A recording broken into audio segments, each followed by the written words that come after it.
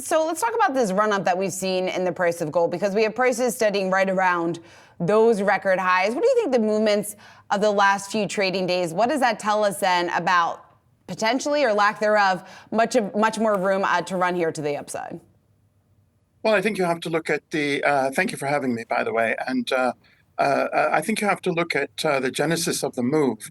And in addition to geopolitical risks, which are significant, we've also had a lot of extraneous players coming into the market in the past several months who I think are not so much interested in the price of gold as such, but they wish to hedge their equities exposure. There's a lot of debate in the equity markets about how high equities can go, and many managers, fund managers, pension managers, etc., have no alternative but to be in equities. But they do have a choice about if they hedge that risk, and gold is a proven safe haven in that regard. So we pushed it to levels where we've got a lot of momentum trading in now, and I think that's where we have to be somewhat concerned that if we get some days where things are static, we could easily get a pullback in the price. And in addition, we're seeing a lot of demand destruction on the physical markets going on.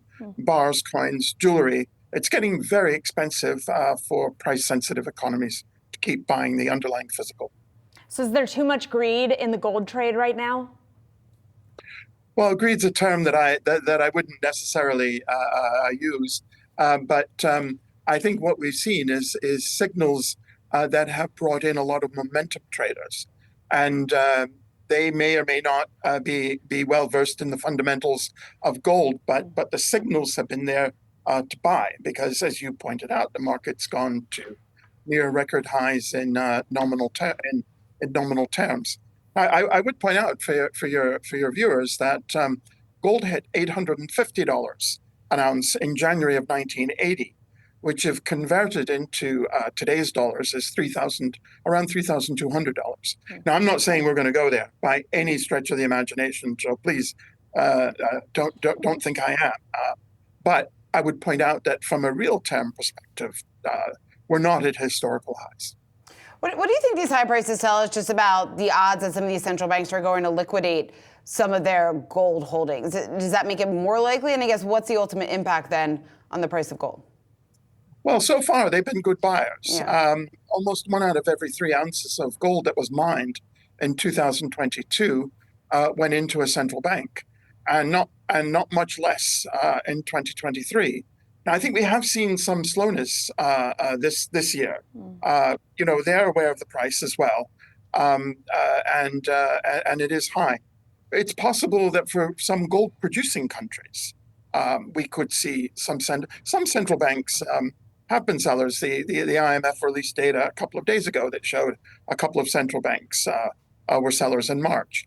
But I do think over the long haul that central banks are on balance on a committed buy program, but they certainly don't have to buy at the rapacious rate they did in the last 2 years. Jim, I'm going to have a cross commodities question for you in our final minute together. We're seeing that the dollar's stronger, yields are higher, and gold is rallying. And typically these things are inversely correlated. What do you make of the movement that we're seeing across those different assets? You're absolutely right. And that's a very astute question. And this is not usually a good sign. There's a lot of fundamental economic argument to argue that gold is the world's supreme hard asset, the dollar is the world's supreme paper asset. They should be inverse, and they usually are. And when they both move up together, it's usually a sign of elevated risk. But it also doesn't last in the long run. All right, well, we're going to have to leave it there. That was really helpful, Jim. Thank you so much for joining us. Jim Steele, HSBC Chief Precious Metals Analyst.